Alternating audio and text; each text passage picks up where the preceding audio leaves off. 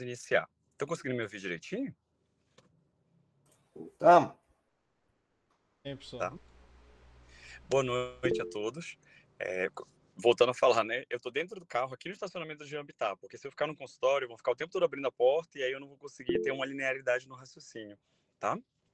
Então, a gente, para não atrasar o nosso cronograma, o nosso calendário, a gente decidiu fazer um horário extra da sexta-feira, porque amanhã vai ter tanto a festa de final de ano do CCBS, quanto o seminário de humanidades. Então, as professoras da humanidade pediram para a gente liberar vocês. Só que como o nosso calendário já foi mexido 1000 vezes, para a gente não perder e não atrapalhar, a gente vai antecipar a aula para agora online mesmo, para a gente poder conseguir dar continuidade no calendário, não prejudicar tanto vocês, quanto nas avaliações também, né? Essa aula é uma aula bem padrão, é uma aula assim que ela é genérica no sentido de ela cabe para qualquer metodologia e qualquer formação científica básica, tá bom? Então, qual é a proposta da aula? A proposta da aula é o que tem em cada tópico de projeto e como é que se estrutura um projeto e qual é a diferença de um projeto para um pré-projeto para uma monografia. Tá? Então, o pré-projeto é o projeto que você montou, porém ainda não foi avaliado pelo seu orientador. Isso é um pré-projeto. Ou ele não foi qualificado. Aí vai depender muito da esfera que você está. Pode estar a nível de mestrado, doutorado. Então, quando ainda não foi qualificado ou não foi validado por uma banca ou pelo seu orientador, a gente chama de pré-projeto. O projeto em si, ele já tem uma estrutura, ele já foi qualificado, ele já foi até passado pelo comitê de ética, por exemplo. Então, ele já tem uma validação externa ao pesquisador, tá? E aí tem a monografia. A monografia, ela é aquele famoso livro de tese, dissertação, que as pessoas escrevem para defender. O TCC era assim, ainda pode ser assim, tá? Então, na UEPA, no curso de medicina, nós aceitamos tanto artigos, em formato de artigo, o trabalho de conclusão de curso, quanto no formato de monografia. Então, vocês podem apresentar das duas formas sem problema nenhum, tá? Vai depender de como vocês queiram. Como vocês queiram fazer essa apresentação em si. A monografia, ela tem essa estrutura que o Denis está compartilhando com a gente, tá bom? Então, eu tenho o projeto e a monografia. O artigo, ele vai depender das regras da revista. Nós vamos ter uma aula somente para falar sobre artigos. Eu que dou essa aula, ela é bem legal, ela é bem tranquila, e a gente faz uma síntese de tudo que tem nos artigos, tá? Na média da formatação dos artigos. Então, o que é o projeto? O projeto, gente, ele só tem 3 únicas finalidades. Eu preciso que vocês guardem isso, tá? Vocês vão me fazer um favor, vocês vão colocar no chat presença, para eu coletar a lista de presença de vocês, tá bom? Só escrever presença, tá bom? Eu vou coletar agora e no final da aula também eu vou coletar outra presença, tá bom? Bom, e aí, a gente tem 3 objetivos quando a gente vai fazer um projeto de pesquisa. Quais são os 3 objetivos? O meu primeiro objetivo é para o comitê de ética. Então, se eu monto um projeto para ter uma aprovação ou do comitê de ética de pesquisa com seres humanos, ou do comitê de ética com uso de animais. Então, eu tenho essas duas comitês aí que precisam ter esse elemento, e por isso que a gente monta um projeto de pesquisa. Segundo ponto que eu preciso do meu projeto é para o meu orientador, a minha instituição ou a instituição proponente entender o que eu vou fazer. Então, eu monto o projeto de pesquisa para o meu orientador entender o que eu vou fazer, por exemplo, eu vou fazer lá no Hospital das Clínicas, para o Hospital das Clínicas entender o que eu vou fazer, para o EPA entender o que eu vou fazer, para pegar as autorizações de todo mundo em volta, para ter esse elemento aí de entender o que eu vou fazer. E o terceiro e último ponto é financiamento. Nós escrevemos projetos de pesquisa para ter bolsa, nós escrevemos projetos de pesquisa para ter uma aprovação no mestrado e doutorado, a gente escreve projetos de pesquisa para financiar um ambulatório ou material tecnológico, tá? Se vocês tiverem dúvida, gente, pode abrir o microfone, tá bom? De vocês e perguntar, não tem problema, fiquem à vontade, tá? Bom, tendo isso em mente, o que eu tenho que ser mais minucioso no meu projeto? A metodologia. Eu tenho que me debruçar na metodologia. A metodologia tem que ser o meu trunfo no meu projeto, tá bom? Então, vamos lá. Então, tanto o projeto quanto a monografia, eles são divididos em 3 partes: pré-textuais, textuais e pós-textuais. E aí o Denis ele vai mostrar para vocês a formatação em si. Essa formatação, gente, é assim. Você formatou uma vez, você salva aquele arquivo e você usa sempre o mesmo arquivo com esses dados de formatação, tá? Não fiquem inventando roda, não queiram ser inovadores. Formatou, tá tudo certo, vamos em frente, tá bom? Então, quanto à formatação em si, de projeto e monografia, no território nacional a gente usa a ABNT, tá? A ABNT ela tem as normas de formatação e de estruturação de texto e a nível internacional existem alguns comitês internacionais de formatação de textos e monografias, mas não existe um consenso internacional. O que nós temos é um consenso quanto os ajustes e formatação de referências, que aí a gente tem a Vancouver. E a gente tem outras formas de ajustar referências e outros padrões, mas o padrão internacional para revistas é Vancouver. Só que a Vancouver ela só tem regras para referências, ela não tem regras para a paginação, espaçamento, título, não tem regras, ok? Outra instituição que dita regras para a gente, que é extremamente importante, é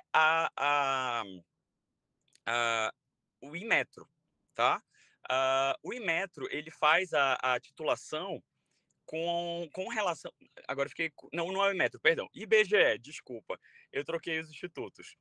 O IBGE, ele faz a mensuração e ele faz a padronização de títulos, de tabelas e gráficos. Então, todas as tabelas e gráficos vão ter um padrão de apresentação e esses títulos e tabelas, formatação desses títulos e tabelas, são padronizados pela o IBGE, tá? O Instituto Nacional Brasileiro de Geografia e Estatística. Então, dentro do IBGE, ele apresenta aí a forma como você tem que mostrar alguns dados em gráficos e tabelas, tá bom? Bom, a partir desse pressuposto, vamos falar o que vai ter em cada pedacinho aqui, tá? Então, vamos lá. Aí, Denis, eu acho que você pode aproximar um pouco mais. Tudo que tiver, obrigado, tudo que tiver na projeto e monografia é igual. Então, você escreveu a monografia, ela está toda bonitinha, você vai usar o igual para no projeto, tá bom? Aliás, se você escreveu no projeto, vai ficar igual na monografia. A única coisa que você tem que tomar cuidado são com os verbos. O tempo verbal é diferente. No projeto é no futuro e na monografia é sempre no passado, tá? Então, você só tem que tomar cuidado aí com os verbos para não ter problema de você colocar os verbos e ficar sempre tudo como se fosse vai ser feito, será feito, ou colocar no infinitivo. Enfim, a forma do verbo ela precisa ser muito cuidadosa, principalmente quando a gente fala de metodologia. Tá? Primeiro é capa. A capa ela tem uma apresentação, ela é considerada um pré-textual. Capa, contra capa, folha de rosto são pré-textuais. Tá? E aí entra... depois da folha de rosto, entre a folha de rosto e a introdução, nós temos o sumário ou o índice, tá? O sumário ou o índice, eles podem ser usados tanto um quanto o outro, vai depender do que você quer. Se você quer subtitularizar, será um índice. Se você quer usar só título cheio, será um sumário. Então, vai depender muito de como você vai apresentar os seus dados. E aí, um tem a diferença para o outro. Ah, professor, qual é o melhor que o outro? Eu, Caio, particularmente, eu prefiro o sumário. Ele é mais enxuto, ele é mais direto. O índice, às vezes, a gente acaba utilizando quando tem muitos subtópicos ou quando é um projeto ou uma monografia muito, muito grande. Aí sim a gente acaba utilizando, tá bom? Ok? E aí, o que tem de textual? Aí entra a parte interessante. A gente vai ter a introdução, que é igual tanto para o projeto quanto para a monografia. É a introdução. Engraçado que nesse quadro não está aí, né? Tá aqui, desculpa, perdão. Tá, a introdução. No projeto também tem resumo, tá, gente? Então, no projeto, o resumo é introdução, objetivo e metodologia. Introdução, objetivo e metodologia. Todo o projeto tem esse resumo com esses 3 tópicos. No projeto em si, na monografia em si, a gente vai ter como resumo objetivo, metodologia, resultados, pode ter a discussão ou não, ou pode estar junto, resultados e discussão. Isso aí vai depender muito das regras de formatação. E a conclusão, tá? Então, objetivo, metodologia, resultados e discussão e conclusão. Além disso, nós temos também as palavras-chave ou os descritores, que aí é o mesmo esquema que a gente vai usar nos operadores, operadores booleanos para busca. A gente vai usar o desk ou o mesh e a gente vai procurar lá as palavrinhas. Qual é o intuito dos descritores? Os descritores, gente, funcionam como hashtag do Instagram, por exemplo, ou das redes sociais do X, né, do X. Então, ele é um marcador para você colocar, agrupar temas, tá? Para facilitar o encontro. Então, esse que é o papel dos descritores em si, ok? Então, vamos lá. No textual em si, o que a gente vai ter? O resumo, ele ainda é pré-textual, tá? Por que é importante isso? Porque quando a gente vai colocar, a gente só vai colocar no índice ou no sumário o que é textual e pós-textual. O que for pré-textual não entra em índice e sumário, tá bom? E aí a gente vai para o textual. O que tem no textual? Tem a introdução. Gente, introdução não tem mistério. É uma frase de impacto, discorrer sobre os temas interligados individualmente, discorrer sobre os temas conectados e, ao final, você pode colocar a justificativa. O último parágrafo geralmente é a justificativa. Ou, na plataforma Brasil, é separado. Mas aí você pode extrair do seu projeto em si e separado, tá? Mas é importante que a justificativa ela embase o motivo de fazer a pesquisa. Por que você está fazendo essa pesquisa? Qual é a sua motivação para essa pesquisa? E a introdução ela é para situar o estado de arte da pesquisa. É para falar, então, o que nós sabemos até agora sobre esses assuntos que serão abordados, tá bom? E aí, sempre tem esses 3 elementos aí da introdução. Frase de impacto, você aborda os temas individuais, e o terceiro, você aborda os temas em conjunto, no ponto de encontro dos temas. Professor, a minha pesquisa só tem um tema. Então, você faz frase de impacto, você aborda o contexto histórico desse tema, o contexto atual desse tema e o que você vai abordar especificamente no seu projeto. Tá bom?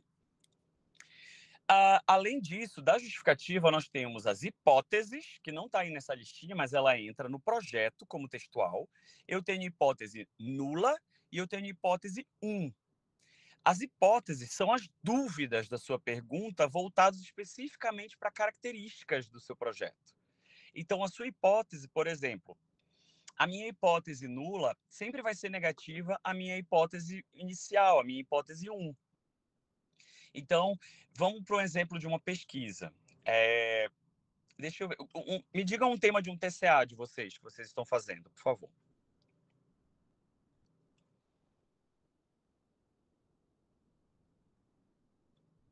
Alguém? Meu Deus, eu voltei agora para quando eu dava aula na pandemia, que era horrível. Eu ficava sozinho falando. E aí, gente, alguém me dá um tema de um TCA? Complicações cardiovasculares da Covid-19. Tá, então, a sua hipótese vai ser o seguinte: a Covid-19 tem repercussões cardiovasculares? A Covid-19 não tem repercussões cardiovasculares. Essa é a sua hipótese nula. E a hipótese 1 é que a Covid-19 tem repercussões cardiovasculares. Uma é inversa à outra. Ok? Tá? Então, deu para entender sobre as hipóteses?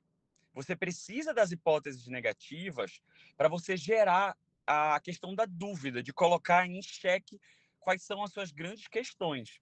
Então, toda pesquisa tem uma pergunta. Dentro dessa pergunta, você tem as hipóteses.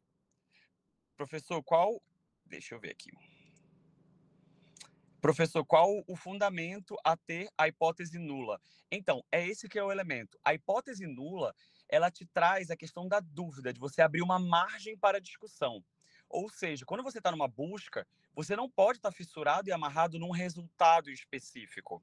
Você precisa ter margem para os resultados alternativos.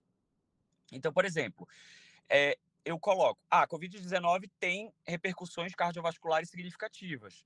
E a minha hipótese nula é que não tem repercussões cardiovasculares significativas, que aquelas pessoas já tinham problemas cardiovasculares e foram agravados pela Covid-19.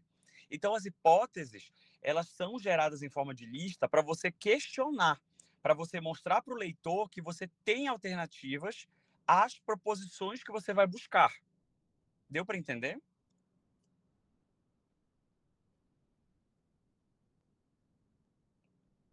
Sim? Gente, essa aula, Sim, professor. essa aula que eu estou dando para vocês é uma aula que eu sempre dou para as ligas acadêmicas, que eles sempre pedem, tá? Então, é um en passant, assim, de uma forma bem geral, para a gente construir legal. Mas aí eu teria... Deixa eu ver aqui. Mas aí eu teria que defender só uma das hipóteses? Não, você não precisa defender nenhuma das hipóteses. Você pode gerar novas hipóteses depois, quando a sua monografia estiver pronta. A ideia é você abrir um leque de várias hipóteses e uma das hipóteses vai ser que você pode encontrar. Ou você vai ter que criar novas hipóteses do que você encontrou, tá? Tem pesquisa que você tem um número de hipóteses X, tem, por exemplo, 5 hipóteses. Só que aí, na prática, quando você vai ver, nenhuma das 5 foram válidas. Por quê? Ou a pesquisa encontrou uma nova hipótese, ou você abriu uma outra opção de investigação, tá? Então, a hipótese, ela é um ponto aí para você realmente refletir sobre o que você está buscando, tá? Ok? O Antônio mandou. Ok. Então, vamos para o desfecho primário e desfecho secundário, que não está aí também nessa lista, mas ele é textual. O desfecho primário, ele é o que você espera encontrar de impacto imediato com a sua pesquisa. No desfecho primário, eu espero que pacientes com Covid-19 sejam melhores assistidos quanto às suas queixas e questões cardiovasculares. Desfecho secundário eu espero que em longo prazo encontremos mecanismos de tratamento e cura para as doenças cardiovasculares com repercussões tardias pós-Covid-19. É isso. É o que você espera que a sua pesquisa vá reverberar. O primário é imediato e o secundário são desfechos mais tardios, tá bom? E aí pode ser qualquer coisa do desfecho, ele pode ser super lúdico, tá bom? É o que você sonha que a sua pesquisa vai repercutir, tá? Bom, aí vamos para os objetivos. Os objetivos é simples também, não tem mistério. Eu tenho os objetivos gerais e eu tenho os objetivos específicos. Ou secundários, né? Os objetivos gerais, eu sempre dou o mesmo exemplo porque eu não tenho um pingo de criatividade, tá? Então, os objetivos gerais eu quero pegar uma cadeira e colocar essa cadeira do outro lado da sala. Então, o meu objetivo geral é transportar a cadeira de um canto para o outro canto da sala. Objetivos específicos: pegar a cadeira. Objetivo específico 2: arrastar a cadeira. Objetivo específico 3: soltar a cadeira. Então, os objetivos específicos, eles são objetivos dentro do seu objetivo maior. O seu objetivo maior, ele vai ser destrinchado em objetivos menores para você contemplar esse objetivo maior. Muitas vezes você consegue contemplar alguns objetivos específicos, mas não consegue contemplar todos. Então, na sua monografia, você tira esses objetivos específicos. Tá bom? Deu para entender, gente? Se tiverem dúvida, abram o microfone e falem, tá?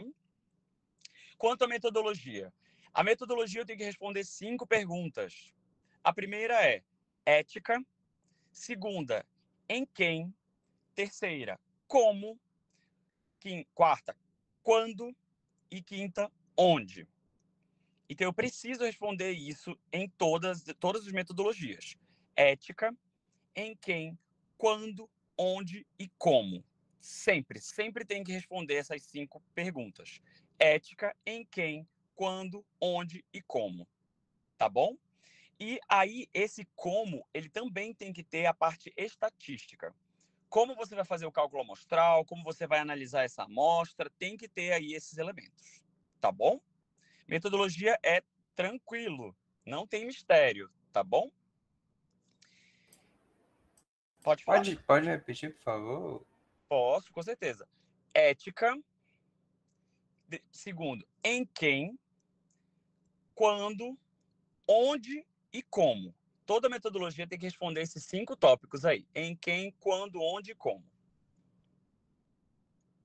Tá? Tá. Aí, o senhor pode repetir também a questão sobre os objetivos?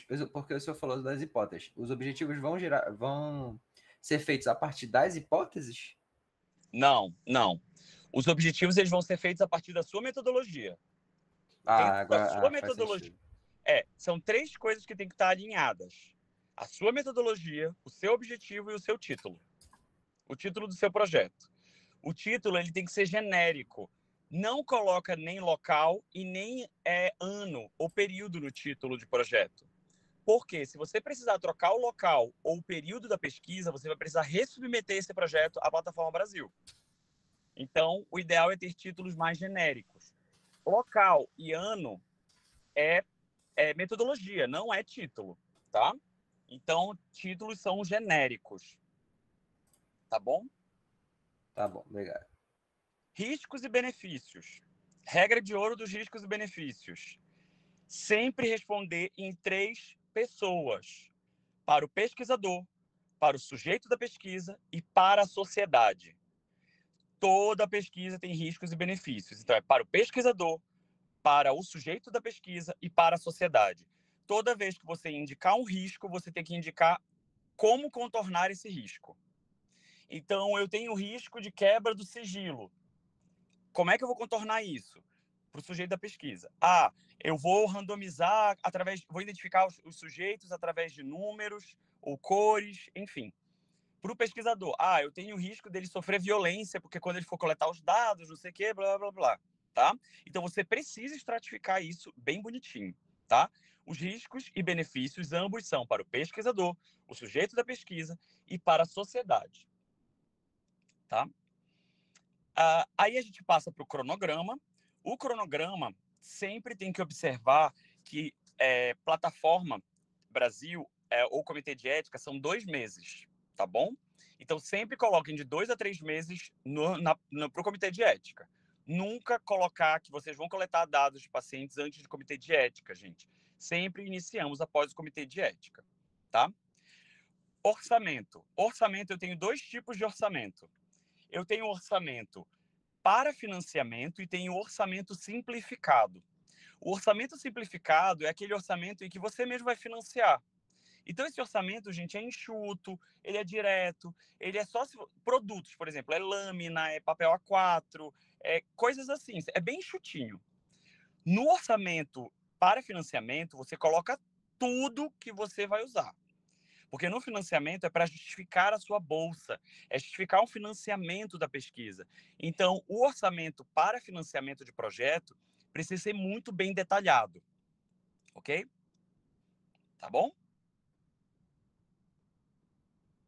Tá todo mundo comigo? Ok. Tá. Então, referências bibliográficas. Regra de ouro das referências bibliográficas. 50% dos últimos 5 anos, 25% dos últimos 10 anos e 25% os clássicos. 50% dos últimos 5 anos, 25% dos últimos 10 anos e 25% os clássicos. Se você puder botar 100% dos últimos 5 anos, é o ideal. Em artigo científico tem que ser 100% dos últimos 5 anos. Mas no projeto você pode botar nessa proporção que está correto. Pode repetir? Posso. 50% dos últimos 5 anos, 25% dos últimos 10 anos e 25% os clássicos. Se você quiser botar a Bíblia lá, citar a Bíblia, você pode citar a Bíblia, desde que ela fique dentro dos 25% dos clássicos. Tá bom? E vamos aos pós-textuais. Pós-textuais, nós temos o anexo e o apêndice, tá? O anexo e o apêndice, eles vão entrar no sumário, mas eles são pós-textuais. Por que eles são pós-textuais? Porque eles são textos além do que você escreveu. Então, tem uma regrinha aí para a gente saber a diferença de apêndice e anexo. Apêndice é o que a gente tem dentro da barriga. tá? Então, é o que você faz, é o que você constrói. Anexo é aquilo que você adquire depois que você cresceu, tá? Então, apêndice é o que está dentro da nossa barriga, a não ser que você tenha feito a apendicectomia, né? Mas essa é a diferença de um para o outro. Para o fundamento, deixa eu ler aqui. Professor, existe uma média de quantidade de referências a serem usadas para o fundamento teórico da introdução, por exemplo? Não, não existe. Onde você vai usar as referências? Você vai usar na introdução e na justificativa. No projeto, introdução e justificativa, você usa referências, tá bom? Na monografia, não. Na monografia, a gente usa em outros tópicos também, que agora a gente vai discutir só monografia, tá bom? Então, o que tem na monografia que não tem no projeto? Na monografia, nós vamos ter o objetivo, vão ser os mesmos do projeto, é igualzinho. O método é o mesmo, cuidado com o tempo verbal. Professor, no meu método, no projeto, ele era muito maior. E aí eu tive que diminuir o meu método para minha monografia. Tá certo, não tem problema nenhum. O que você não pode fazer é fazer coisas da sua pesquisa que não estão previstas no projeto. Tirar coisas do projeto, pode. O que você não pode é incluir coisas que não foram aprovadas pelo comitê de ética ou por uma banca de qualificação. Tá bom? Então, os métodos mantêm o mesmo padrão do projeto, lembrando dos tempos verbais. Depois, professor, deixa eu ver aqui o chat. Professor, como saber quando o artigo é clássico para fundamentar os trabalhos? Seria só ele ser citado em outros artigos? Não, o clássico é quando ele tem mais de 10 anos. Então, mais de 10 anos a gente considera um trabalho clássico, tá? Ele já é antigo. Então, mais de 10 anos é clássico, até 10 anos é contemporâneo e 5 anos é atual. Tá bom? Ok? E aí vamos para os resultados. Nos resultados e a discussão, ela pode vir junto ou separado. Os resultados você vai expor em formato de gráficos e tabelas e vai ter esses dados aí, principalmente em formato de tabela. De gráfico, a gente vai deixar e priorizar para a apresentação em si. Tá bom? Então, os resultados, vocês podem colocar eles expostos da forma mais didática possível. Ah, eu quero botar tabelas e gráficos. Pode, sem problema nenhum. Pode botar tabelas e gráficos. Tá tudo certo, tá bom? Na discussão. Então, vamos lá para a discussão. Qual é a pegada da discussão? O que eu quero que vocês entendam da discussão? Discutir é o que eu encontrei, o que a literatura tem sobre esse dado, o que tem de diferente comigo e gerar novas hipóteses. A discussão é a voz do pesquisador. Na discussão e na conclusão, nós vamos ter a voz do pesquisador e vocês podem aí elaborar o processo. Eu plantei laranjas em Belém do Pará e eu estou comparando e colhi laranjas doces. Porém, um outro pesquisador plantou laranjas em Altamira, no Pará, e colheu laranjas mais amargas, mais cítricas. O que eu vou fazer? Nossos dados foram diferentes e aí eu vou gerar novas hipóteses. Essas hipóteses eu vou procurar na literatura. Não achei na literatura, eu posso criar as novas hipóteses. Eu posso falar, acho que foi diferente porque o pH do solo XYZ. Mas se eu encontrei na literatura, aí eu vou falar, nossos dados foram diferentes porque tem um autor, um terceiro autor, que colocou uma hipótese que o solo era diferente, tinha um pH diferente, blá, blá, blá. Deu para entender o que é uma discussão? Os bons artigos ou boas pesquisas são aquelas que, quando você termina, você continua estimulado a fazer a pesquisa. Porque o autor deixou as pontas soltas para outras pessoas pesquisarem. Ok? E na conclusão, ela tem que estar interligada. Conclusão, objetivo e título da monografia. As três têm que estar conversando. O título, o objetivo e a conclusão. Você precisa responder ipsiliter o objetivo. Conclusão e objetivo, um tem que estar respondendo o outro. Eu encontrei X, Y e Z. O meu objetivo era encontrar X, Y e Z na equação. Minha conclusão foi, eu encontrei X e Y, mas o Z eu não consegui encontrar. Pronto, concluiu e está tudo certo. E aí você pode colocar, por que você não encontrou o Y? Isso aí você coloca na sua discussão. Na discussão, você coloca as limitações da pesquisa, você coloca o que foi encontrado diferente. Na discussão, você elabora melhor. Tá bom? Tá ok, gente? Deu para entender a diferença de um para o outro? O que é um projeto e o que é uma monografia? E aí a gente só vai bater agora no artigo. O artigo a gente vai ter uma aula só para artigo, e aí eu vou destrinchar com vocês só a parte de artigo, tá? Então eu dei só os bizus para vocês. Agora, o que vocês precisam fazer é exercitar. Não tem como a gente aprender sem exercitar, sem a gente treinar, tá bom? Denis, agora eu passo a palavra para você. Se alguém tiver alguma dúvida, é só abrir o microfone e perguntar, tá bom? E o Denis, agora ele vai fazer uma atividade dessa parte de formatação. Eu vou acompanhar aqui, mas lembre que tem a segunda chamada no final da dinâmica do Denis, para a gente poder fechar a frequência de vocês, tá bom? Professor Caio, Pode falar.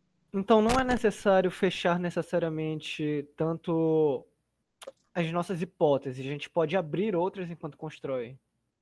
Pode e deve. Entendi. Deve. Às vezes você constrói um projeto e esse projeto fica tão grande ou você tem outros achados no meio do processo do projeto que você pode construir outros temas. Por exemplo, meu doutorado. Meu doutorado era testar em camundongos infectados com o vírus da raiva, testar 4 drogas diferentes. Durante o meu processo de inocular essa droga nos animais, eu descobri que uma das drogas era extremamente tóxica para o camundongo. Era cardiotóxica. E aí eu tirei daí uma outra pesquisa. Então eu publiquei essa cardiotoxicidade da amantadina, que é essa droga, para os camundongos com raiva.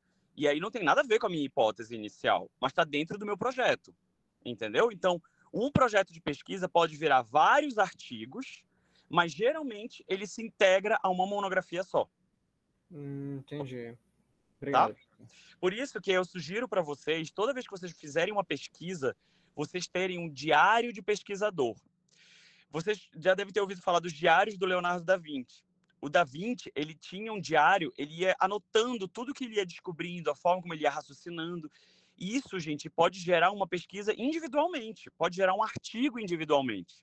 Então, o diário do pesquisador ele é importante para as discussões do artigo ou da monografia. Ele é legal para as construções de raciocínio do pesquisador. Tá bom?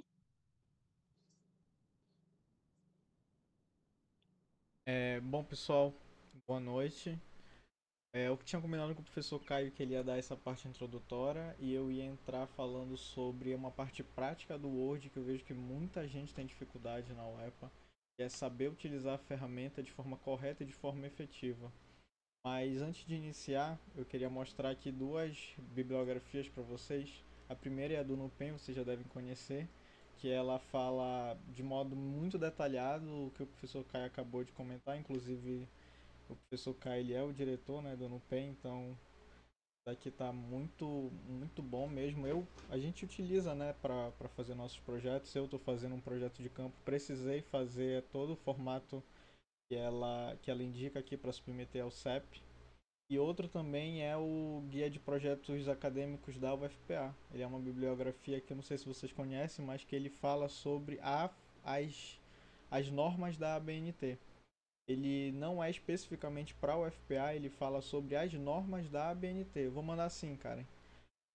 E, enfim, tem tudo aqui. Ele está atualizado de 2023, porque vocês sabem que teve aquela mudança na citação.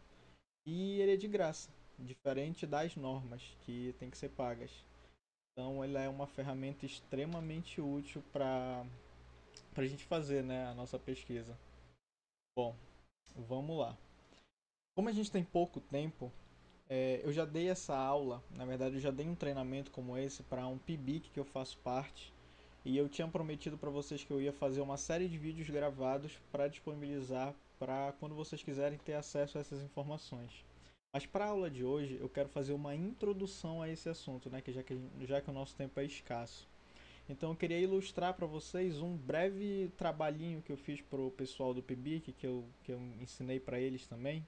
Rapidinho eu montei isso daqui, sei lá, em 25 minutos, mostrando algumas funcionalidades, a questão da capa, a questão do sumário automático, quando eu clico vai, a questão de separar entre duas colunas ou mais, a questão de colocar nota de rodapé, a questão de usar o rodapé e o cabeçalho do Word.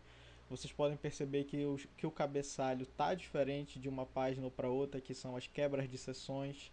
Aqui eu não fiquei dando tab ou enter, enter, enter, enter para pular de uma página para outra. Eu usei o atalho Ctrl Enter, que foi para pular aqui a quebra de página.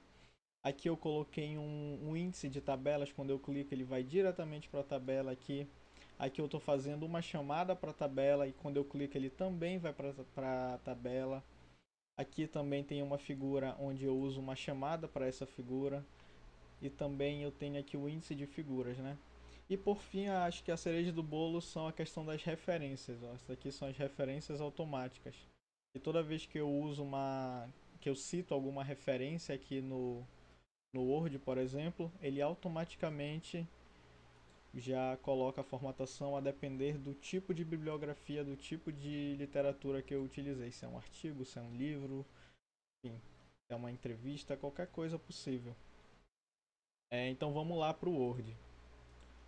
Aqui no Word, como eu mandei para vocês, eu tinha separado alguns tópicos que eu queria falar para vocês, mas eu não sei se vai dar tempo de falar sobre todos.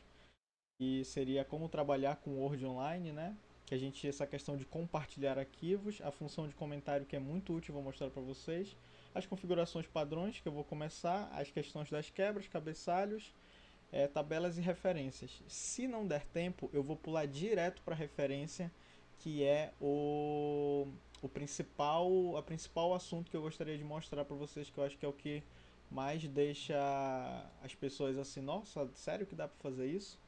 Então vamos lá. Bom, para iniciar, né, vamos fazer a nossa capa do nosso trabalho. Quando vocês pegarem o Word, abrir pela primeira vez, ele não vai estar como está o meu aqui. Se vocês perceberem aqui, ó, em título, eu acho que não dá para ver muito bem. Mas aqui em cima eu tenho a página inicial do Word, né? E eu tenho os estilos aqui, ó. Os estilos, gente, eles são a forma, como eu posso dizer, eles são uma base para você construir textos no Word. Em vez de você escrever um texto, selecionar ele, vir aqui em parágrafo e dizer como você quer configurar ele, tá vendo? E ficar fazendo isso repetidas vezes, você tem que criar um estilo. Se você criar um estilo, ele já faz isso de forma automática. Então, toda vez que eu digitar um texto aqui, por exemplo, ele já vai estar sobre esse estilo. Então, ele já vai estar sobre uma configuração padrão de estilo. Eu vou colocar um texto aqui aleatório do Word, por exemplo. Quando eu seleciono ele, ó, e clico no estilo, ó, percebe que ele já faz tudo automático a formatação do meu texto, ó. Percebe que ele está todo desorganizado, todo bagunçado. Aqui, ó, quando eu clico, ele já formata tudo bonitinho aqui para mim, ó. E eu não preciso ficar mandando ele formatar porque já vai automático, certo? Tá, Denis, beleza. Eu sei que o estilo serve para fazer isso, mas o que mais ele pode me oferecer? Gente, se você não trabalha com estilo, quando você for fazer o seu sumário, você não vai conseguir fazer ele de forma automática e você não vai conseguir fazer ele daquela forma que eu falei, que quando eu converto em PDF, eu clico lá e ele me redireciona diretamente para a página onde eu tô. Você só consegue fazer isso se você estiver usando estilos. E onde que você vai usar isso? Bem aqui, ó. Estilo título 1, estilo título 2 e estilo título 3. Percebe que quando eu passo o mouse em cima aqui, ele me dá uma prévia no texto selecionado do que vai acontecer com esse estilo. Quando eu uso o título 1, o título 2 e o título 3, ele cria o que o Word chama de níveis. Ou seja, eu vou ter o nível 1, o nível 2 e o nível 3. Esses níveis são hierarquias, eles são hierárquicos. Então, o nível 1, ele vai estar acima do nível 2. Eu vou colocar, por exemplo, aqui, ó. A introdução do meu trabalho, ela vai ser nível 1. A justificativa A gente viu que no projeto justificativa pode ser a parte do escopo do texto da minha introdução. Ela vai ter um nível 2, e a gente percebe que pelo padrão da ABNT, esses títulos eles têm que ser identificados com o número, com algarismos arábicos. Nesse padrão, o título 1 tem que ser de fonte 12, Times New Roman, negrito e em caps lock. O título 1 tem que ser também nas mesmas formatações do título do nível 1, só que a diferença é que não vai estar tudo em caps lock. E o título 3, o nível hierárquico 3, ele também segue os mesmos padrões, só que ele não vai estar em negrito, segue os mesmos padrões do nível 2. Quando a gente colocar isso no sumário, a gente vai perceber que vai ficar tudo organizadinho, título 1, nível 1, nível 2, nível 3, tudo um embaixo do outro, bem como a gente quer de forma automática. Perfeito. Então vamos lá. Eu tô no Word, eu vou começar o meu trabalho e eu vou fazer meu TCA com 5, 6 colegas, fazer um PIBIC, um projeto de pesquisa. O que eu vou fazer? A primeira coisa que você vai fazer é compartilhar o link com os seus colegas. Primeiro você tem que salvar na nuvem, né, esse arquivo. Isso só é possível, gente, se você assinar o pacote Office, que ocorre naquela maneira que eu falei para vocês, né, que se vocês juntarem 6 pessoas, vocês podem pagar R$ 7,50 por mês, que pelo que ele oferece é um preço muito bom. Eu mandei aí no chat do Google Meet, quem quiser acompanhando vai poder verificar em tempo real o que está acontecendo aqui, só para ilustrar como funciona. Beleza, quando eu compartilhei, outra função básica que vocês têm que aprender a respeito de como funciona esse trabalho de cooperação no Word é os comentários. A gente vem bem aqui, ó, a gente pode selecionar, por exemplo, um parágrafo que o meu amigo escreveu ou que eu escrevi, e vamos dizer que ele, nesse período aqui, ó, ele não colocou referência. Quando a gente faz uma introdução, é interessante que o que a gente escreva seja citado de alguém, porque a introdução, como o professor Caio falou, a gente não vai tirar da nossa cabeça. A gente vai pegar o que já foi consolidado na literatura e vai expor para introduzir de fato o tema que a gente está usando. Então vamos supor que um colega meu esqueceu de mostrar uma referência do algo que ele colocou aqui. Eu posso escrever um comentário, por exemplo, coloque a referência e aperto um Ctrl Enter. E ele aparece aqui. Vocês que estão aqui dentro desse arquivo, vocês provavelmente abriram pelo navegador de vocês. Se vocês têm o Word pago instalado, vocês abriram pelo aplicativo Word de vocês. Existem algumas diferenças que eu vou comentar no final, mas vocês podem vir aqui agora nesse comentário que eu fiz, bem aqui do lado, clicar em responder e iniciar uma conversa sobre esse tópico. Então, se alguém quiser escrever alguma coisa aí, fique à vontade. Só peço que não mexam na estrutura do texto aqui. Mas nos comentários podem falar aí que não tem problema nenhum. Então, ponto. Já falei sobre a questão de compartilhar arquivos, já falei sobre a função de comentários. Vamos falar sobre as... Ó, apareceu um comentário aqui, ó. Vamos falar sobre as configurações padrões do Word. Quando a gente entrar aqui, uma das primeiras coisas que a gente vai fazer vai ser o quê? Ajeitar a nossa margem. Então a gente vem bem aqui, ó, na aba de Layout e a gente vem bem aqui em Margem. A minha margem já está definida aqui, ó. 3 superior, 3 esquerda, 2 inferior, 2 direita. Só que provavelmente a de você não vai estar, porque é a primeira vez que você vai estar usando. Então você vem bem aqui, ó, Margens personalizadas. E nessa janela você define as margens que você quer.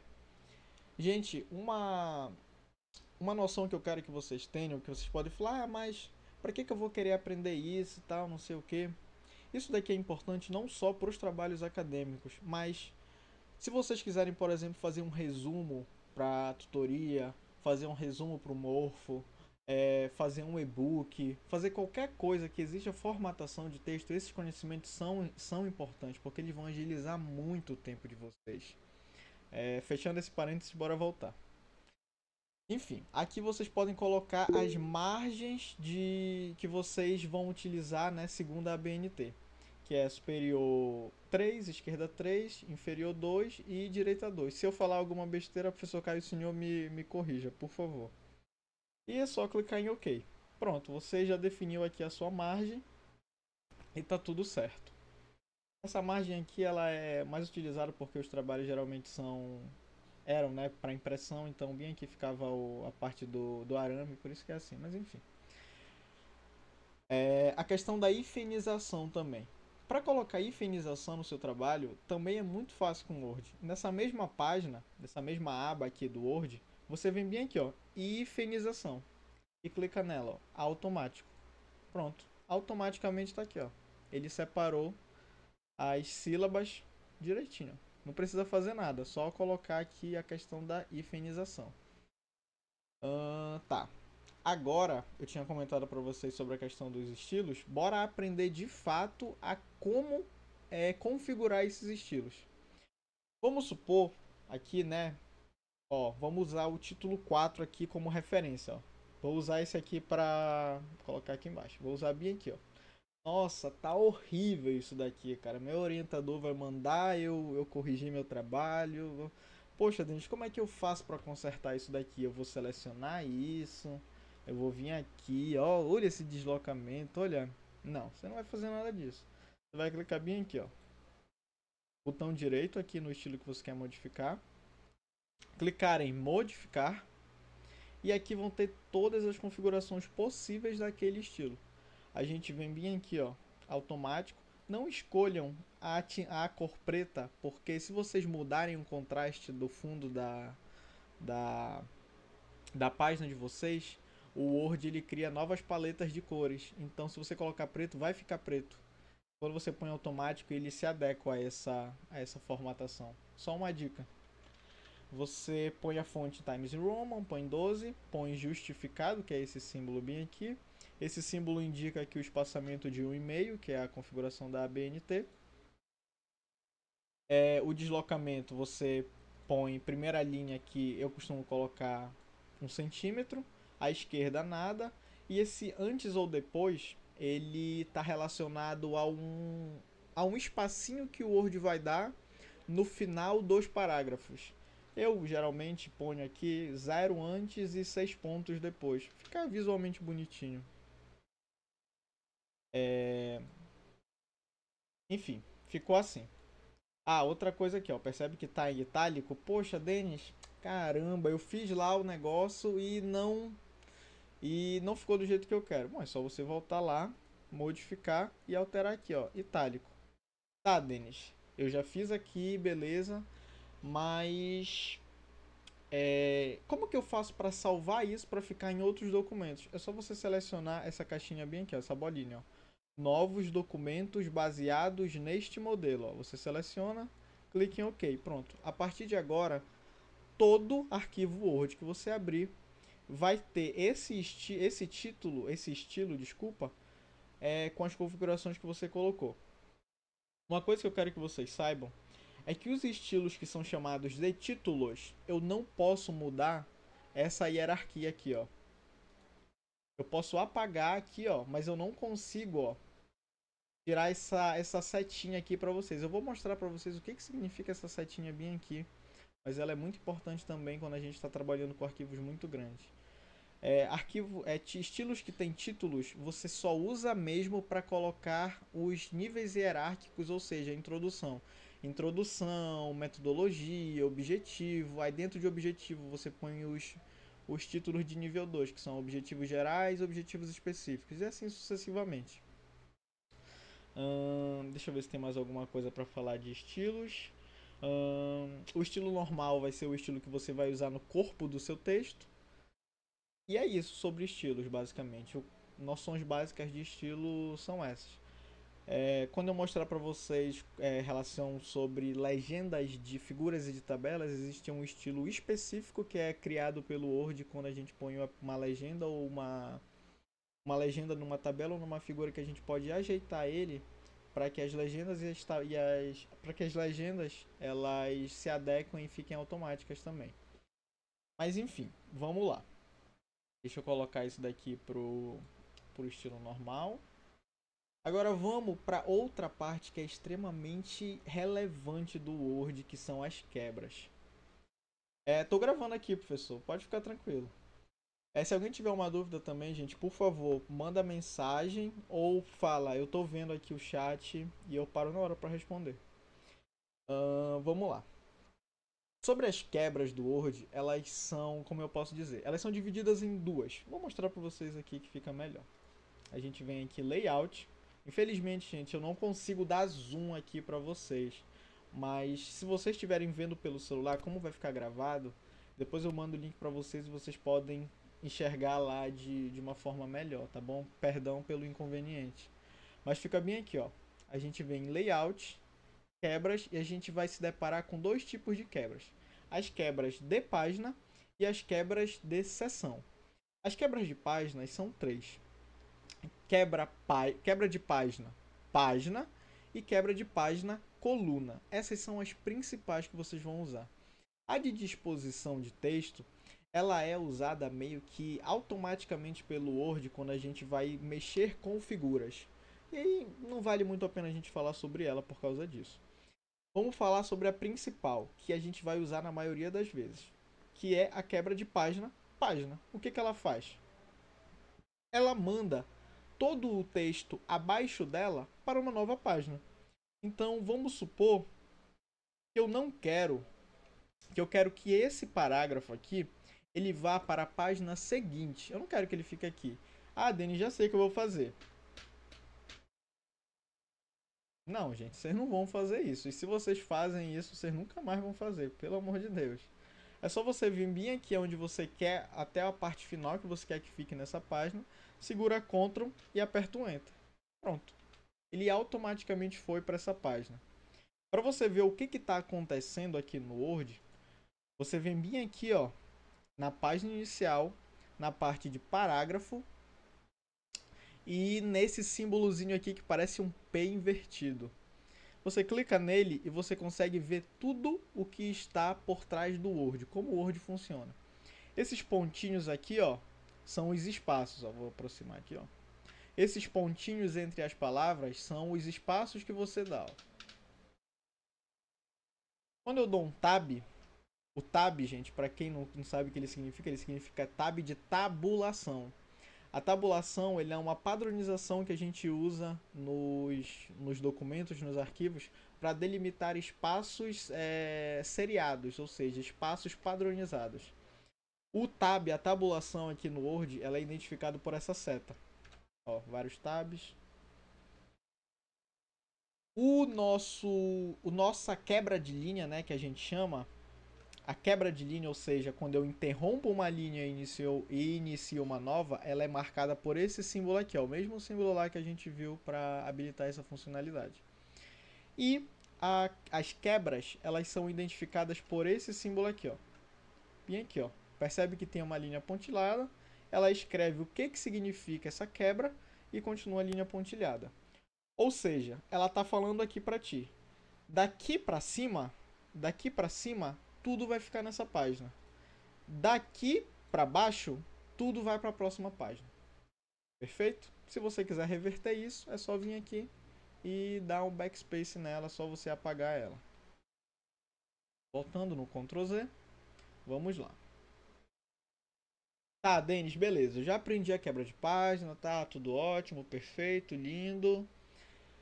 Vamos aprender agora a quebra de coluna. Eu sei que vocês pegam muitos resumos de veteranos para estudar. Eu sei disso. E se vocês perceberem, os resumos de veteranos, eles são muitas das vezes escritos em duas colunas. Uma coluna aqui e outra coluna aqui. Como que a gente faz isso no Word? A gente vem bem aqui, ó. Quebra de página, coluna. E aqui, ó, a gente vai separar. Opa, tem que colocar aqui, quebra de página, coluna. E aqui a gente vai separar o nosso texto em duas colunas. assim, perdão. Antes disso, a gente tem que falar sobre a quebra de seção. Porque essa quebra de coluna, ela só vai funcionar se a gente aplicar a quebra de seção. Existe outra forma de também aplicar a divisão, né, de colunas, que é bem aqui, ó. Bem aqui, colunas, ele cria 2 colunas para a gente trabalhar. Só que se a gente perceber bem aqui, ó, olha o que está escrito aqui, ó. Quebra de seção contínua. Então não tem como eu falar sobre a quebra de coluna se eu não falar sobre a quebra de seção. Então, desculpa aí, eu tinha esquecido disso. Então vamos falar sobre as quebras de seção primeiramente. Sobre as quebras de seção, uma seção no Word era como se fosse uma parte independente uma da outra. Então, se eu divido o meu Word em seções, eu estou criando 2 partes lógicas do meu, ó, Ctrl Enter para quebra de página e Ctrl Z para desfazer uma ação interior. Isso mesmo, Enzo. Isso mesmo. Então, uma seção, ela funciona como 2... elas são partes independentes do seu arquivo. Então, se você cria 2 seções, uma seção é independente da outra. Perfeito? Então, eu posso querer criar seções, por exemplo, como a gente vai ver agora, vai ver mais tarde, desculpa, as partes pré-textuais e as partes textuais do meu trabalho. Ou seja, eu não quero que a minha contagem de páginas, por exemplo, inclua a capa. Isso é norma da ABNT. A página não é considerada na capa para a contagem de páginas. E eu vejo muita gente usando a função, né, de numerar páginas de forma totalmente errada. Às vezes a pessoa põe até uma caixinha de texto branca lá na capa para esconder o número 1 da página. Mas enfim, a gente vai aprender também se der tempo sobre esse quesito. Mas vamos sobre a quebra de seção aqui. A gente vem em quebras de seção, a gente vai ter quebra de seção próxima página, quebra de seção contínua, quebra de seção par, quebra de seção ímpar. Logo adianto que quebra de seção par e quebra de seção ímpar vocês vão utilizar se vocês forem escrever livros. Muito difícil vocês usarem isso para artigos, trabalhos, congressos, muito difícil. Porque a quebra de seção par e a quebra de seção ímpar, ele divide o teu arquivo em 2 partes lógicas, baseado na página, se ela é par ou se ela é ímpar. Em páginas pares eu vou ter a mesma formatação e em páginas ímpares eu vou ter a mesma formatação, dependendo de qual quebra de seção eu usar. A quebra de seção próxima página, ela é muito semelhante à quebra de página. Ela vai delimitar, a partir daqui, esse texto fica a partir daqui, esse texto fica nessa página e abaixo dela o texto vai para outra página. Só que a página que a quebra de seção próxima à página está vai se tornar uma seção. E a página subsequente vai se tornar outra seção. Ou seja, você dividiu logicamente, não fisicamente, o seu arquivo Word. Então você pode aplicar configurações independentes para ambas as seções. Por que não estava funcionando quando eu estava apertando para fazer uma divisão de colunas? Porque quando eu aperto só para fazer a divisão de colunas, a quebra de coluna, como eu só tenho uma seção, a formatação vai ser aplicada para tudo no Word, para tudo. E eu não quero que isso aconteça, eu quero que só essa parte aqui do meu texto ocorra isso. Então o que eu vou fazer aqui? Eu vou delimitar que eu quero criar uma seção que contenha só essa parte do meu arquivo, só esse parágrafo. Então eu vou ter que delimitar uma seção, um limite superior, e para isso eu uso a quebra de seção contínua, porque ele cria uma seção na página que ele está inserido, contínuo, em cima, e eu crio também embaixo, quebra de seção contínua. Pronto. Eu já tenho, ó, quebra de seção veio parar aqui em cima. Ó. Vai lá aqui para baixo só para a gente enxergar. Veio parar de novo. Tá. Então, percebam. Olha aqui, ó. Vê como é bem didático a apresentação que o Word me dá. ele está me dizendo que eu tenho um limite superior e um limite inferior relacionado a esse texto aqui. E esses limites definem uma seção. Ou seja, agora eu posso aplicar a configuração que eu quiser aqui, que o Word vai se adequar para mim.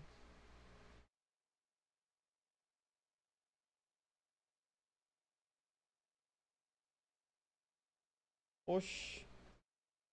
É só porque eu tô fazendo ao vivo, aí ele não quer ir. Beleza. Tá certo. Mas enfim. A galera tá rindo aí. É só porque ao vivo ele não. Ele tá de tiração com a minha cara. Tá. Vamos usar aqui então a questão do. Mas tudo isso que eu falei pra vocês é válido, tá, gente? Não tô falando nenhuma besteira pra vocês. É só porque, enfim, né? O Word não quer ser meu amigo agora. Só testar um negócio aqui. Depois eu vejo isso. Vamos lá então. Aqui, ó, percebe que ele cria a seção que eu criei aqui, né? A seção superior contínua e a seção inferior aqui, ó, quebra de seção contínua também.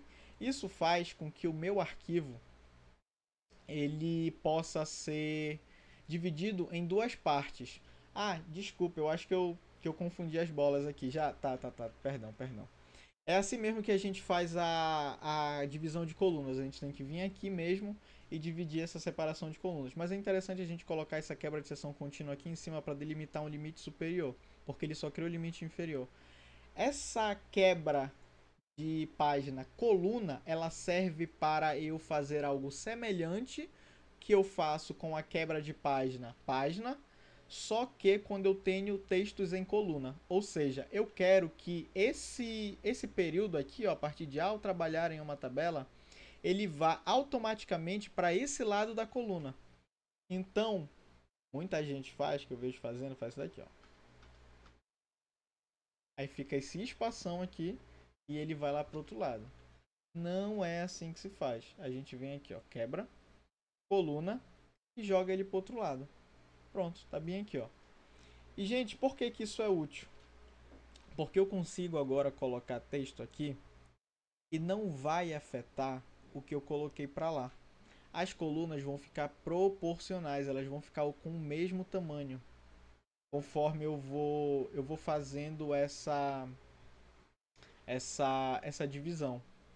Perfeito? Então, a quebra de coluna, ela serve para isso, para eu fazer a mesma coisa que a quebra de página faz para texto corrido de uma coluna, e as quebras de seções servem para eu dividir o meu Word em seções lógicas. Isso vai ficar mais claro quando a gente falar sobre número de páginas. Bom, eu estou vendo que já são 7h10. Não sei se eu ainda tenho tempo. Bom, deixa eu falar aqui rapidinho, uns 5 minutinhos, só sobre essa questão das referências. Tenho, professor? Quanto tempo eu tenho? Quanto tempo? 30 minutos? Tá, dá pra falar. Então vamos lá, já falei sobre quebras. Se alguém tiver alguma dúvida em quebra, gente, pode me falar, por favor, que realmente é um pouco confuso. Até eu me confundi agora, era pra eu ter revisado essa questão antes de falar pra vocês, mas acabei não vendo isso, perdão. Só relembrando, eu tenho duas quebras de página que são relevantes, que são a quebra de página e a quebra de página coluna. E duas quebras de seção que são relevantes. Quebra de seção próxima página e quebra de seção contínuo. Perfeito? Elas fazem basicamente a mesma coisa, só que em situações diferentes. Tá, já que a gente já aprendeu essa questão da quebra de seção contínua, vamos dar início ao nosso texto. Percebe só, mostrando aqui, né, de novo, percebe que o meu Word, ele continua aqui, ó. Vou colocar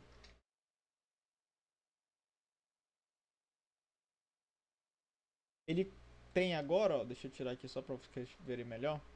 Ele tem agora aqui, ó, uma parte com uma coluna, uma parte com duas colunas e uma parte com uma coluna só, voltando para o que era. Se eu não uso quebra de seção, se eu não divido em seções lógicas, ele vai aplicar essa formatação de 2 colunas para todo o meu trabalho. O que eu não quero é isso. A gente usa isso também para colocar uma página só em paisagem, né? Quando a gente quer colocar, sei lá, uma tabela maior que não comporte numa página em retrato, que eu vou mostrar para vocês exatamente agora. Vamos lá então. Eu vou tirar essa quebra de página aqui e eu vou mostrar para vocês agora a diferença dela para quebra de seção próxima página. Vamos lá. A quebra de seção próxima página, como eu falei para vocês, ela é muito similar à quebra de seção contínua, a quebra de seção de página. Ela no quesito de interromper o texto naquela página e iniciar o texto na página subsequente. Só que, deixa eu mostrar um negocinho para vocês aqui. Quando eu clico 2 vezes aqui, ó, no Word, ele abre o cabeçalho para mim. Se a gente for olhar de perto aqui, ó, se a gente for olhar bem aqui no canto, será que está ampliando? Tomara que esteja. Bem aqui, ó, cabeçalho. Ó. Aqui está escrito cabeçalho, seção 1. Se eu abaixo, ó, bem aqui, ó, tá a minha quebra de seção próxima página. Se eu abaixo para cá, ó, olha o que está escrito. Cabeçalho, seção 2. Ou seja, isso me confirma que o Word me dividiu o meu trabalho em 2. Perfeito? A partir disso, eu posso aplicar configurações para essa página em diante que eu não poderia antes. Por exemplo, eu quero mudar o layout, a orientação dessa página para baixo. Pronto. Tudo daqui para cima está em retrato, ou seja, só essa página, porque só o que tem aqui em cima. E daqui para baixo eu coloquei para paisagem. Aí, Denis, eu quero só até aqui, ó. Ignorem essa parte de sumário e tal, era só um esboço que eu estava fazendo. Depois a gente vai falar mais sobre isso. Eu vou mudar aqui, por exemplo, seção próxima página. E eu quero que aqui volte a ser retrato. Pronto, tá aqui, ó. Eu criei 2 páginas em paisagem e o resto do meu trabalho está tudo em retrato. Então isso daqui é para mostrar para vocês uma das funcionalidades da gente dividir em seções. Dica: usem essa funcionalidade quando vocês forem dividir o trabalho de vocês na questão de pré-textual, elementos pré-textuais e elementos textuais. Aqui, né, sobre o material que eu tinha mostrado para vocês da UFPA, ele indica aqui, a norma da ABNT fala sobre isso, e ele ilustra aqui o que são os elementos pré-textuais e quais são os obrigatórios e quais são os contados e quais são os numerados. Os contados são os que entram lá para o meu número de página, que eu vou contar 1, 2, 3, 4, 5, por exemplo. A página não é, a capa não é considerada para ser contada. Desculpa. Tem os contados, né, que eu vou contar, e tem os numerados. Os numerados são aqueles que vão aparecer o símbolozinho lá em cima. Quando você pega um livro, até o sumário, você não tem nada, nem um númerozinho lá em cima. Depois do sumário que aqueles números começam a aparecer, que é o que a gente pode perceber aqui, né? Ó, até o sumário é contado e não numerado. A partir do sumário a gente conta e numera, ou seja, a partir da nossa introdução. Ótimo? Tá aqui, ó. Elementos pós-textuais, elementos textuais e elementos pré-textuais. Então, quando vocês vão usar essa questão da quebra de seção? Aqui, ó. Entre o sumário e a introdução. Bem aqui vocês vão meter uma quebra de seção. Pá, vai ficar essa seção para cá e essa seção para lá. Vamos entender agora o porquê disso aplicando numeração no nosso trabalho. Vamos dizer aqui, ó, que essa aqui é a capa. Gente, eu não vou montar uma capa bonitinha para vocês, porque vai comer muito tempo da gente, então eu vou só ilustrar como se fosse. E vocês provavelmente já devem saber como é, mas é tudo centralizado, negrito, fonte 14, com o símbolo com a logo da UEPA lá em cima, Centro de Ciências Biológicas da Saúde, curso de Medicina, enfim, título do trabalho, participantes e local e data aqui embaixo. Mas vamos lá. É tudo em negrito ou só o título? Segundo a ABNT, é tudo em negrito. Pelo que eu vejo aqui do material da UFPA. Bora até confirmar aqui, ó. A gente pode vir aqui, ó. Estrutura do trabalho, ó. Capa. Ele põe. Desculpa. É só o título aqui, ó, em negrito. Perdão. Aqui, ó. Nome da instituição, nome do curso, nome do autor, aí título, aí subtítulo se houver, local e data. Pronto. Aqui, gente, qualquer dúvida que vocês tenham, vocês podem pegar essa formatação aqui. Eu vou mandar assim esses arquivos. Não fiquem se bitolando e decorar essas coisas de cabeça. Então, vocês podem ver em qualquer lugar. Qual deve ser o tamanho da logo da web? Isso não tem uma padronização, não. É um tamanho normal, né? Assim, bom senso, né? A gente põe aqui, não muito grande, não muito pequeno. Tá, vamos lá. Aí aqui eu tenho a minha capa. Aqui eu tenho a minha folha de rosto. Gente, se eu estiver falando muito rápido, desculpa, é porque eu realmente quero passar o máximo de informação possível para vocês. Como vai estar gravado, vocês podem ir pausando lá a aula. Vou colocar em introdução. Como é introdução, eu vou colocar bonitinho aqui o nosso estilo, né, que a gente fez. Vou até colocar um rend. Essa função aqui ela serve para colocar textos aleatórios automáticos. Ela é bom para quando a gente está testando estilos, testando alguma coisa no Word que eu estou fazendo com vocês aqui, ó. Então eu tenho aqui minha introdução, tenho o meu sumário. Só que perceba que bem aqui, ó, eu coloquei uma quebra de página entre o meu sumário e a minha introdução. Qual é o problema disso? Na hora de eu colocar, por exemplo, a paginação, o número da página. Então, para fazer isso, eu venho aqui em cima, ó, inserir. E vai estar bem aqui, ó, cabeçalho e rodapé. Número de página. Então, eu escolho aqui, ó, início, alinhado à direita. E ele põe automaticamente para mim o número de página. Só que o Word não sabe se tu quer contar ou não uma página e se tu quer mostrar ou não aquela página Desculpa, se tu quer mostrar a numeração da página na página, né? Então ele vai contar tudo, inclusive a capa, e vai mostrar em todas as páginas que estão aqui. Muita gente pega e vem aqui, ó, formas, escolhe uma forma aqui, sobrepõe, põe aqui assim, contorno branco, pronto, resolveu meu problema, gambiarra, né? Mas não é assim que funciona. Existem coisas muito melhores a serem feitas e mais efetivas. Agora vamos aprender a fazer isso de forma certa.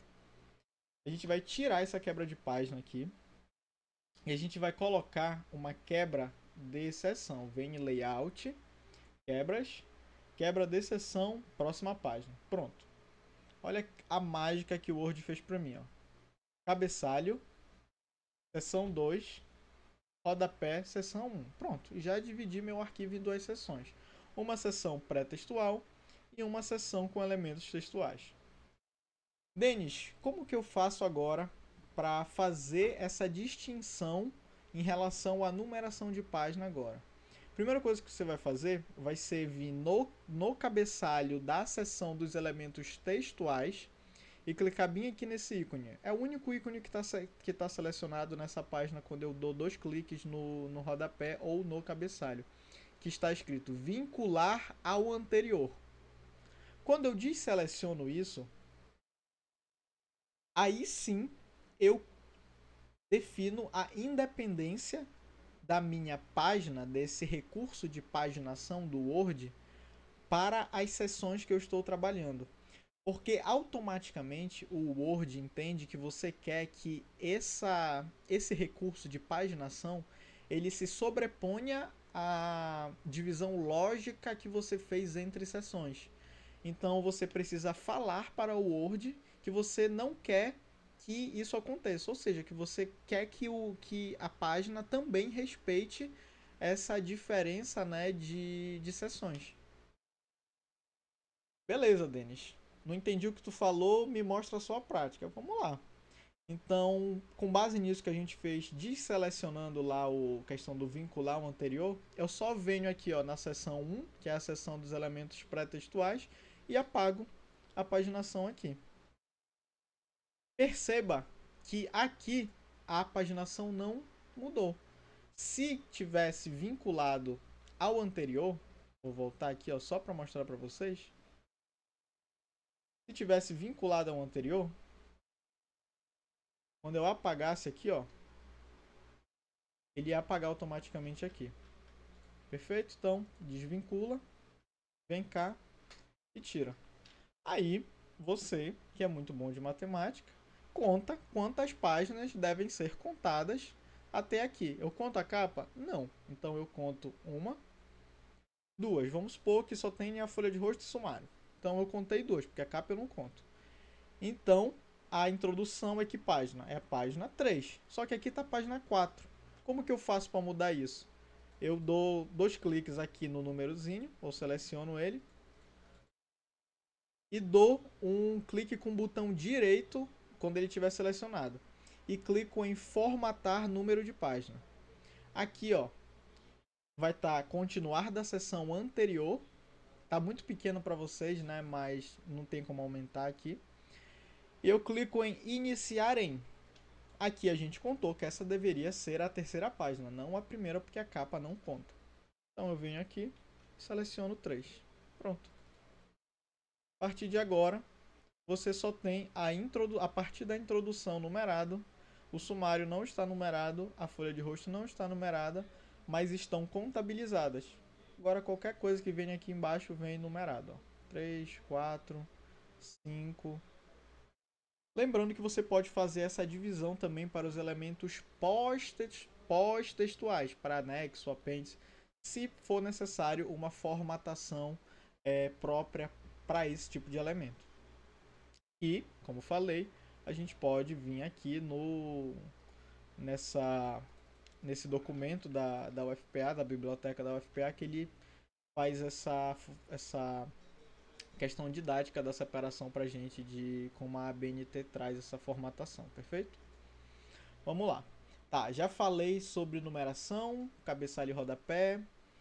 Eu queria falar um pouco mais sobre cabeçalho e rodapé, sobre a questão para como fazer formatação para congressos, porque geralmente ele te manda um layout bonitinho. Tem, professor, essa imagem aqui?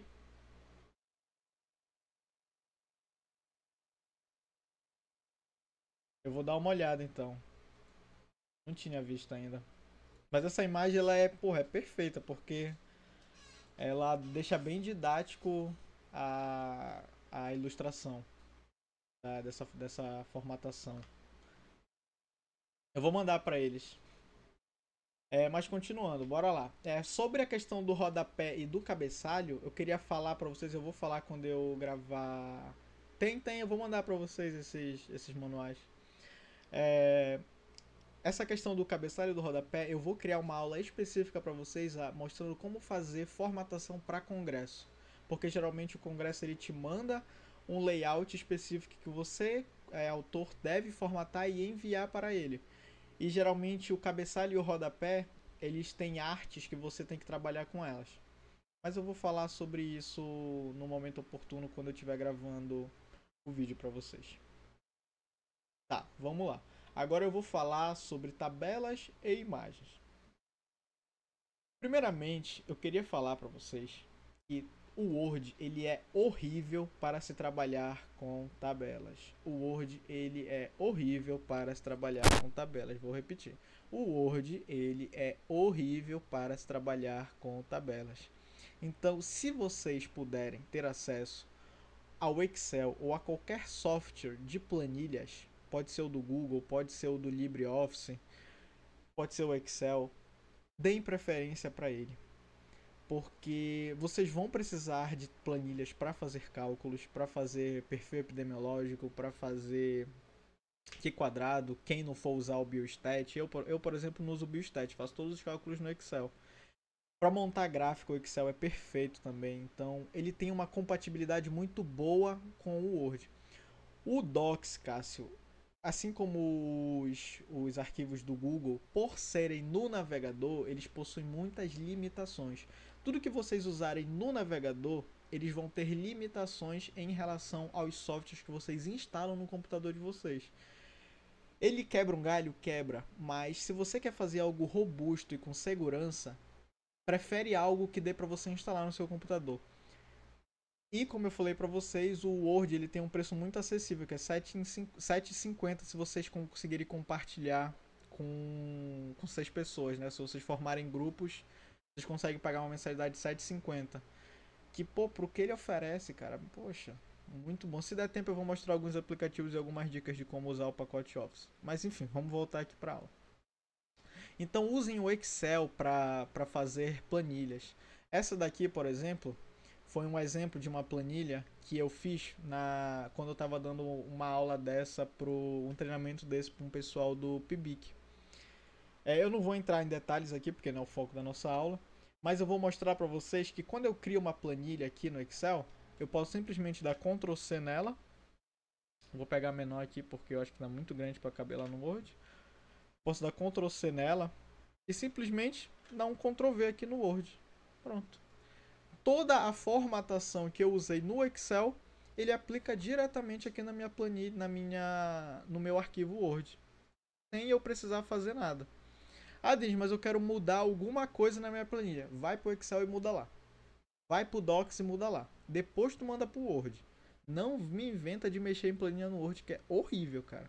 Só uso o Word para colocar a fonte e o título e a legenda da tua tabela. Vamos lá. Então, para eu inserir que agora a gente vai falar sobre tabelas e imagens, que mais especificamente legendas. Para eu inserir uma legenda numa tabela, numa imagem, eu vou selecionar ela na tabela aqui, ó, aqui em cima. Eu clico com o botão direito e bem aqui, ó, inserir legenda. E ele vai me dar essa opção aqui, ó. Rótulos, ele me dá 3 por padrão: equação, figura e tabela. Eu posso criar outros rótulos. Eu costumo criar um rótulo chamado fonte. E aqui eu indico a fonte do autor. Eu posso excluir rótulos, eu posso associar numerações. Recomendo a formatação por LaTeX. Felipe, eu sou formado em engenharia naval e a gente usava muito LaTeX para a escrita de fórmulas. Eu acredito que aqui na medicina a gente não tem a necessidade de usar o LaTeX porque ele foi criado para facilitar a aplicação de fórmulas matemáticas em trabalhos acadêmicos. Esse foi o intuito da criação do LaTeX, essa linguagem de programação. O Word ele já é mais do que o suficiente aqui para as demandas da medicina. Tá, deixa eu me concentrar aqui e voltar. Então eu vou selecionar, né, a legenda, né, que eu estou querendo fazer, que no caso é a tabela. Eu clico em tabela e ele vai perguntar se eu quero adicionar acima ou se eu quero adicionar abaixo. Eu adiciono aqui, percebe que ela tá com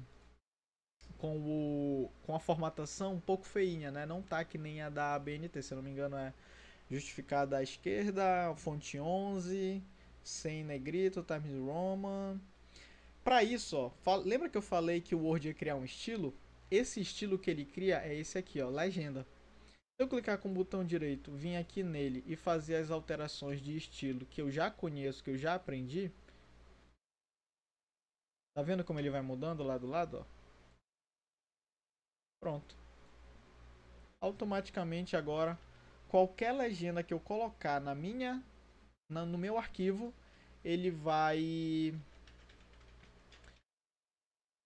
ter essa formatação. Mexi uma vez para ele deixar agora sempre assim. E lembrando, novos documentos baseados neste modelo. Sempre façam isso para ficar salvo, para vocês não precisarem ficar mudando. Denis, beleza, eu coloquei minha tabela. Para figura é a mesma coisa, tá, gente? Eu vou mostrar só para tabela porque eu ia ter que explicar a mesma coisa para figura, sendo que é a mesma coisa. Beleza, Denis, eu criei minha tabela, só que eu preciso, toda vez que eu criar uma tabela ou uma imagem, eu preciso fazer um chamamento dessa ilustração que eu estou utilizando. A gente não põe figuras, ilustrações de forma solta no nosso trabalho. A gente tem que fazer um chamamento. E para isso eu venho aqui, referências, referência cruzada e, ó,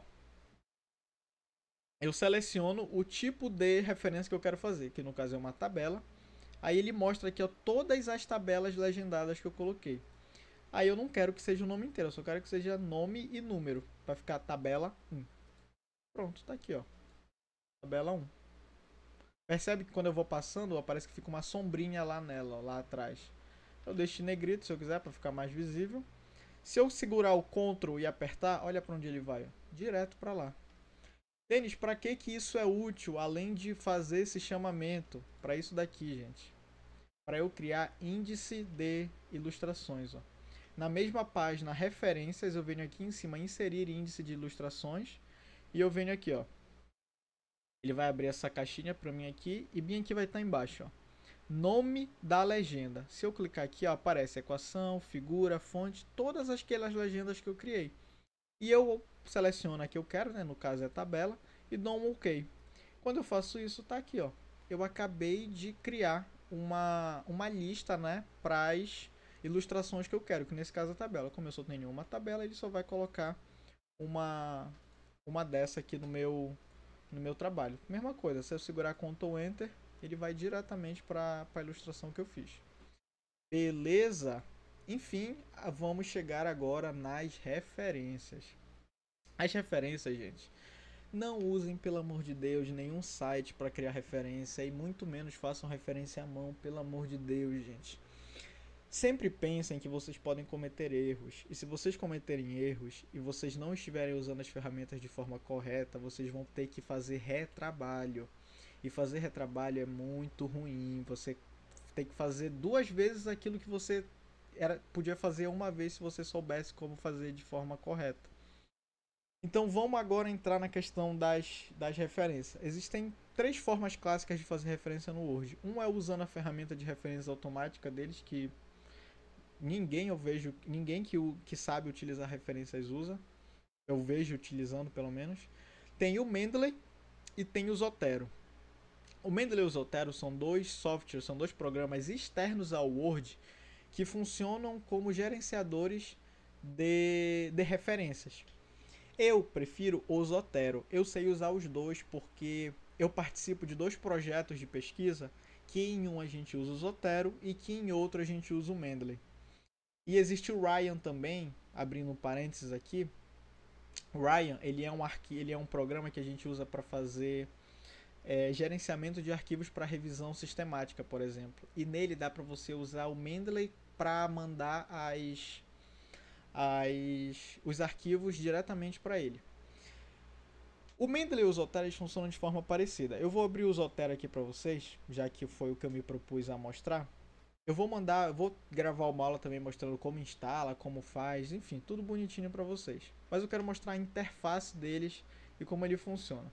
Aqui na esquerda eu tenho uma biblioteca com várias pastas que eu posso criar para dividir os arquivos que eu quero.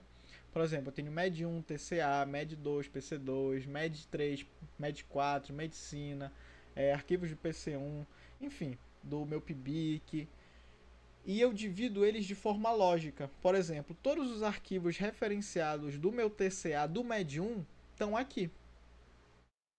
Denis, mas toda vez que eu precisar usar um artigo, eu tenho que gravar ele no Zotero, por exemplo, e usar ele? Não.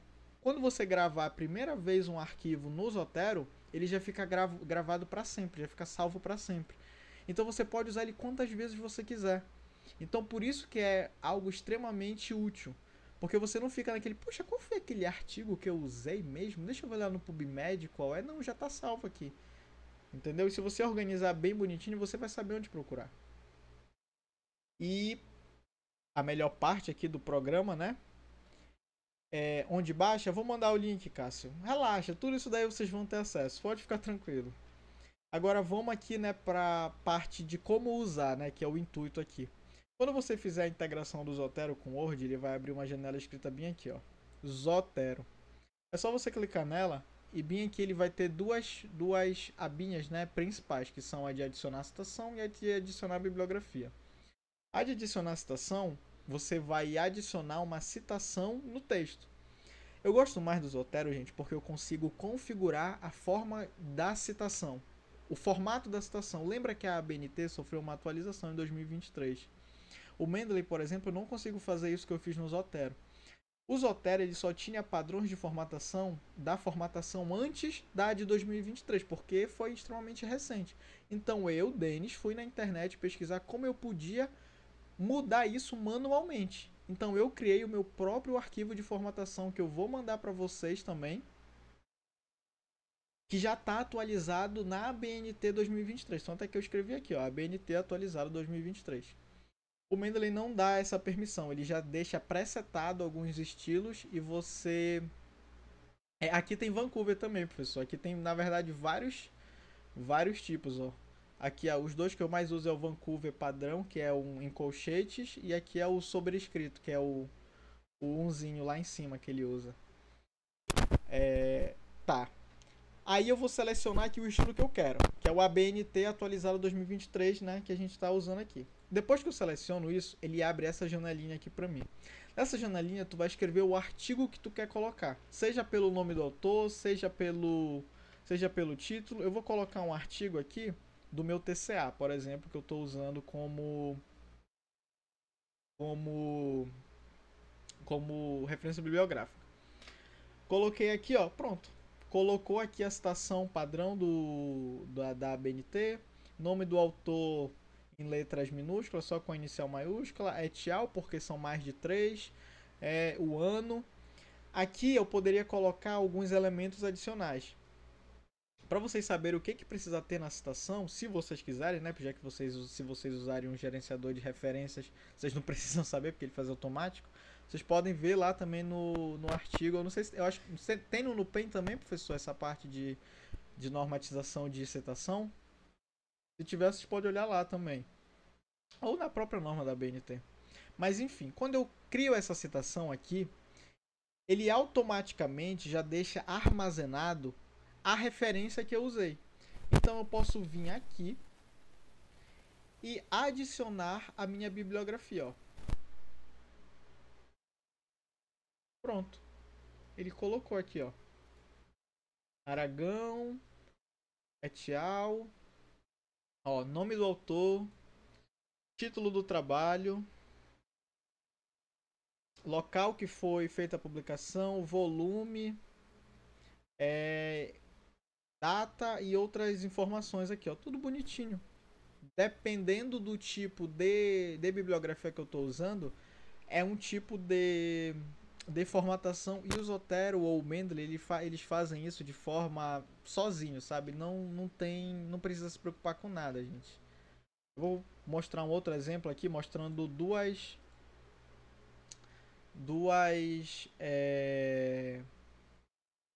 exemplos aqui de citações. Deixa eu pegar aqui, por exemplo,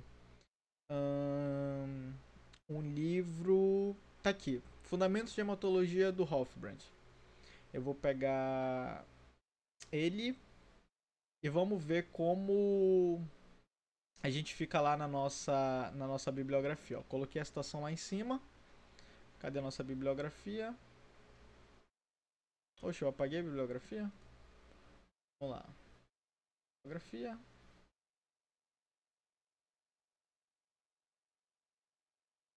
Beleza, voltando só porque é ao vivo. O bichinho vai me deixar na mão, tá certo.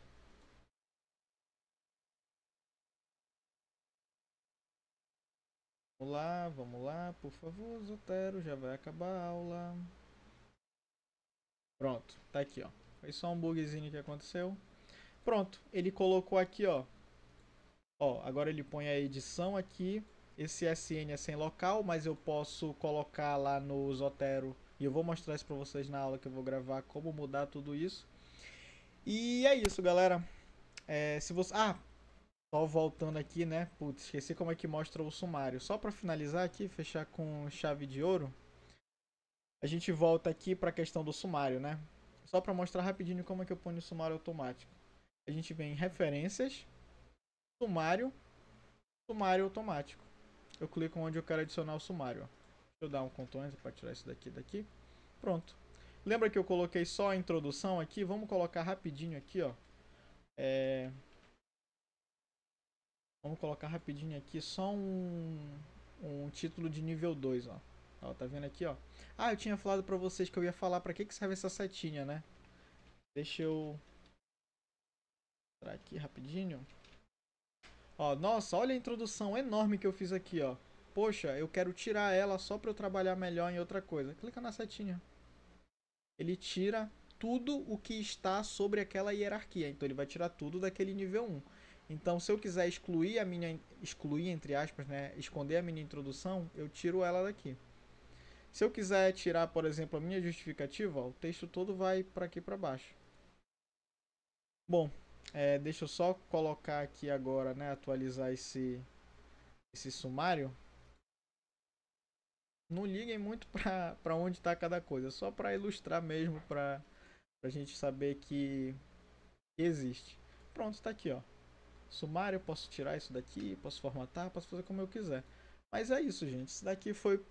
Tentei ser o mais enxuto possível para ficar dentro do horário. Se alguém tiver alguma dúvida, pode falar agora, pode mandar mensagem no privado, vou mandar os arquivos para vocês. Como eu já vinha falado, eu vou gravar as aulas para vocês, podem me cobrar que na primeira semana de janeiro eu vou enviar para vocês o Word, Excel e PowerPoint. E já que eu vou... Não, pessoal, pode cobrar que eu vou mandar mesmo. E já que eu vou mandar isso para vocês, eu acho que a gente pode cobrar uma qualidade maior nos seminários que vão vir, né? Na segunda avaliação. O que o senhor acha, professor?